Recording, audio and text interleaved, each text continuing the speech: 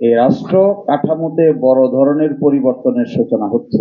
যারা জীবন দিয়েছে, যারা তাদের অঙ্গ প্রত্যঙ্গ বিলিয়ে দিয়েছে,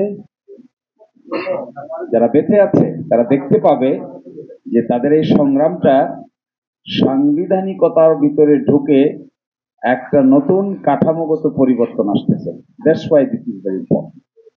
এমন যদি হয়তো সংগ্রাম রাস্তায় করে মানুষ, পক্ষে বিপক্ষে মতামত দেয়, কিন্তু এটা কখনো স্ট্রাকচারাল ডিজাইনে পরিবর্তন আনে না, তখন সেই সংগ্রাম রাস্তায় থেকে যায়, ওই সংগ্রাম আর পরিপূর্ণতা পায় না।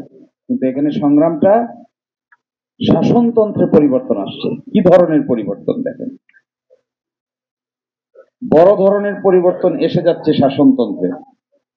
তার মধ্যে একেবারে মূল নীতি থেকে শুরু করে যে কয়টা চমকপ্রদ পরিবর্তন, যিনি প্রধানমন্ত্রী হবেন তিনি একই সালে দলীয় প্রধানের দায়িত্বে থাকতে পারবেন না।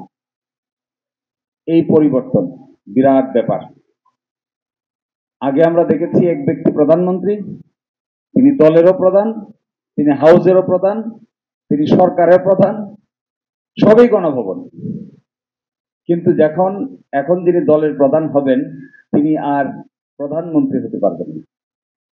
খুব ইম্পর্টেন্ট প্রশ্ন। আরেকটা বড় প্রশ্ন এখানে হয়ে গেছে, এসে যাচ্ছে, 10 বছরের বেশি কেউ ওই পাওয়ার স্ট্রাকচারের প্রাইম মিনিস্টার থাকতে পারবেন না, বিরোধীদের হোক আর একটানা হোক।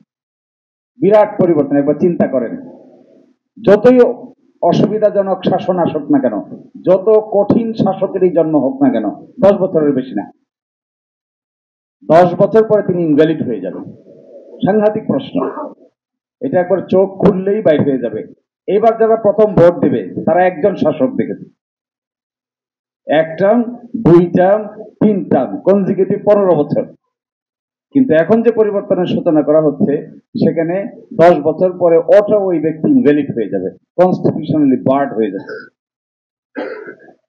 বিরাট স্ট্রাকচারাল ডিজাইন পরিবর্তন হয়ে যাচ্ছে। পার্লামেন্টের 2টা হয়ে যাবে, একটা হয়ে যাবে উচ্চ কক্ষ, একটা হয়ে যাবে নিম্ন কক্ষ। উচ্চ কক্ষ গঠিত হবে, নিম্ন কক্ষের নির্বাচনে যে পার্সেন্টেজ হবে এই পার্সেন্টেজ অনুযায়ী উচ্চ কক্ষ গঠিত হবে। কোন দল যদি 5% পায়, 5%-এর বিনিময়ে তিনি 100 আসনের মধ্যে 5 জন পাবেন। কোন দল যদি 20% পায়, 100 আসনের এগেইনস্টে তিনি 20টা আসন পাবেন।